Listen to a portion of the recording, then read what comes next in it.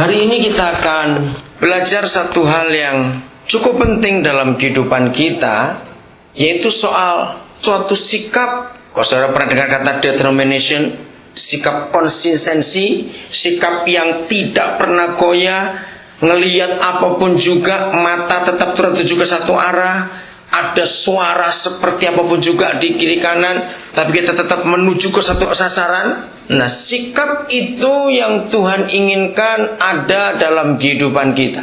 Saudara, coba renungkan ini. Pernahkah saudara menyadari bahwa binatang itu adalah ciptaan Tuhan yang gak pernah punya rasa nyesal atau keliru dalam mengambil keputusan? Coba pikirkan. Pernah mikir itu enggak? Kita gak pernah ketemu anjing jalan, keliru gitu. Betul gak? Coba renungkan ini. Bukan gak pernah bilang, memang gak ada. Bukan soal gak pernah bilang.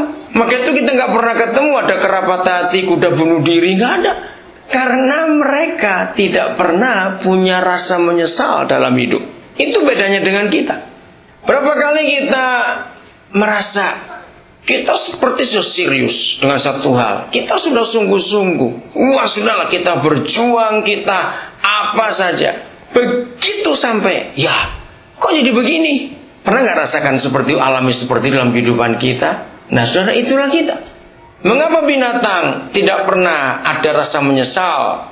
Betul, bukan menyesal ya, kata itu kecewa, salah ambil keputusan. Kenapa tidak ada? Jawabannya sederhana, sebab binatang itu tidak pernah bisa memilih dalam hidup. Bukan cuma nggak bisa memilih, memang binatang tidak diciptakan untuk punya pilihan dalam hidupnya. Tapi kita manusia diberi hak untuk memilih. Maka itu kita punya free will. Anda tahu kata itu hak bebas dalam hidup ini. Hari-hari ini saya ingin semua saudara khususnya tinggal di Philadelphia. Sangat jahat, mungkin kata ini cukup kaget buat saudara. Sangat jahat kalau saudara tinggal di Philadelphia tidak pernah mengenal biografinya Benjamin Franklin. Itu orang hebat, saudara. Cari buku biografinya. Saudara akan termotivasi membaca tentang dia. Saya kagum. Benjamin Franklin itu nggak pernah jadi presiden, nggak pernah jadi senator. Tapi selama hidupnya, keputusan-keputusannya itu sangat mempengaruhi Amerika.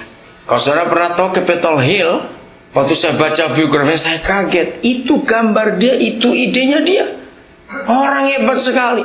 Dia adalah bisnismen pertama di Philadelphia yang membangun kota ini. Saudara harus tahu juga, Benjamin Franklin adalah orang pertama di Amerika ini yang memikirkan tukang sampah. Pernah tahu gak itu? Dia menggaji tukang sampah pertama kali di Philadelphia. Dan itu diikuti. Dia adalah orang pertama di Amerika Serikat yang mengenalkan sistem pos, pengiriman berita kemana dia. Berarti kalau saya lihat wajah gini, saudara gak pernah baca biografi Benjamin Franklin. Terlalu, saudara tinggal di Philadelphia. Awas. Dia adalah orang pertama yang menemukan tungku. Saudara tungku ya, yang tempat masak itu hebat sekali. Idenya luar biasa. Waktu saya baca bukunya dia, pertama kali dia ke Inggris. Saudara tahun 17-an itu dari pelabuhan Philadelphia ke Inggris itu hampir 3 bulan baru nyampe. Bisa bayangkan. Nah, waktu dia pertama kali ke Inggris, ada seorang gubernur ya, yang dari Inggris yang membawa wilayah Pennsylvania ini, menyuruh dia untuk beli mesin cetak ke sana. Saya belajar dari Benjamin Franklin, orang yang punya determination yang hebat sekali. Dia nggak gampang terpengaruh oleh apapun juga di sekitarnya. Dia adalah orang muda pertama di Amerika, bukan cuma di satu daerah. Umur 16 tahun, dia sudah punya ide bisnis. Dia sudah punya macam-macam penemuan. Umur 16 tahun. Hebat sekali.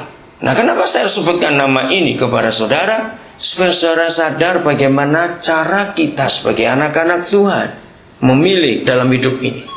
Dia memilih. Benjamin Franklin punya pilihan yang jelas.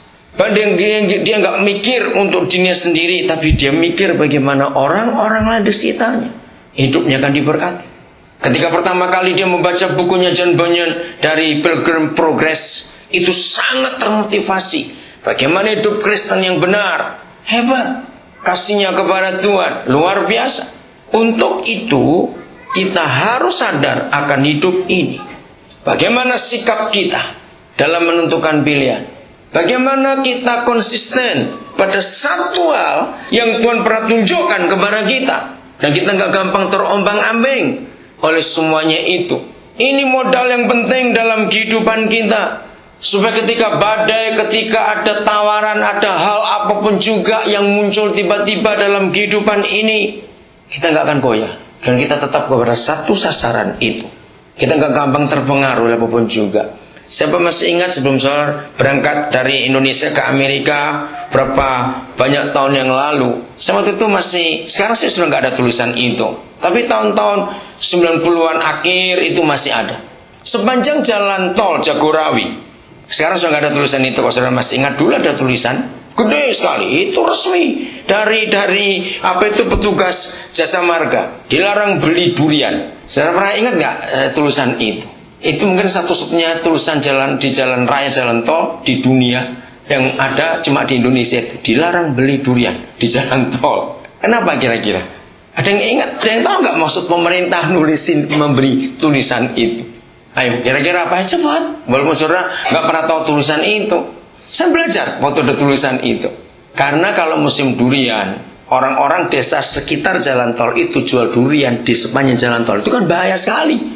Tiba-tiba mobil parkir jalan tol, lalu beli durian. Nah, apa yang saya pelajari? Saya belajar begini. Ada dua macam orang yang berjalan, entah dari Jakarta ke Bogor atau Bogor ke Jakarta. Orang yang punya determination, orang yang punya konsistensi dalam hidupnya, ada tawaran apapun juga, dia tetap jalan. Saya beri contoh yang paling gampang aja. Kalau bilang ada orang tua yang sakit keras, kritis, misalnya dari Bogor mau ke Jakarta, ya ini keluarga harus nengok. Atau ada orang yang mau ke Jakarta dari Bogor, ya cuma jalan-jalan lah. Nah, kira-kira yang nggak belok-belok, nggak mampir-mampir yang mana? Yang punya masalah, yang punya tujuan itu dalam hidupnya. Dia nggak bisa berhenti, dia harus tetap jalan. Pernahkah kita menanyakan pada diri kita, berapa lama kita jadi Kristen? Sampai di mana perjalanan kita sekarang? Ngerti pertanyaan ini? Berapa lama kita jadi Kristen? Dan sampai di mana perjalanan iman kita sekarang? Ini pertanyaan penting dalam kehidupan kita.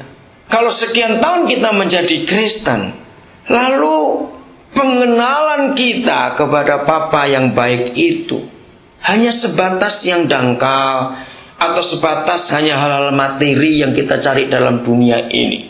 Pernahkah kita mengatakan bahwa kekristenan kita sedang mandek? Atau kata mandek, sedang berhenti. Kita nggak berjalan, kita nggak maju. Karena konsep pengenalan kita kepada Bapa kita sangat lambat. Saya percaya nggak ada orang tua, maaf kalau ada jangan tersinggung, toh saya tidak tahu semuanya juga, yang akan buat pesta besar untuk ulang tahun anak lakinya umur 21 tahun, tapi masih pakai hangsok. Tahu kan itu? Masih pakai pakaian monyet. 21 tahun masih main mobil-mobilan. Ngerti ilustrasi ini? Saya percaya nggak akan ada orang tua akan merayakan ulang tahunnya sebangga itu. Tidak akan. Karena apa? Karena sedih. Kenapa anakku umurnya segini tapi masih anak-anak? Nah, seperti itu Papa dengan kita sekarang. Berapa tahun kita jadi Kristen? Bagaimana sikap kita dalam hidup ini menuju ke satu sasaran? Nggak usah kita coba ingin banyak tahu hal ini atau hal itu. Dua hal saja. Satu, dia berkata bahwa aku memanggil kamu untuk hidup kudus. 1 Petrus 1, 1 Tesalonika 4 ada tulisan itu. Bagaimana sikap kekudusan kita dengan dia? Nomor 2, kita tahu semuanya bahwa Bapa menentukan kita sejak semula untuk jadi serupa dengan Yesus Tuhan. Roma 8:29. Betul? Dua hal itu saja. Jangan lihat orang lain, lihat ke diri sendiri. Soal kekudusan dan soal keserupaan dengan Yesus Tuhan kita. Kira-kira kita di level yang mana? Jangan lagi tersinggung, saya cuma ngomong ini. Contoh kecil saja ini. Ya, lagi saya jangan tersinggung, saya sudah duluan minta maaf. Berapa tahun saudara di Amerika? Inggris nggak maju-maju, bahasa Jawanya pintar malah. Maaf, ini cuma contoh saja.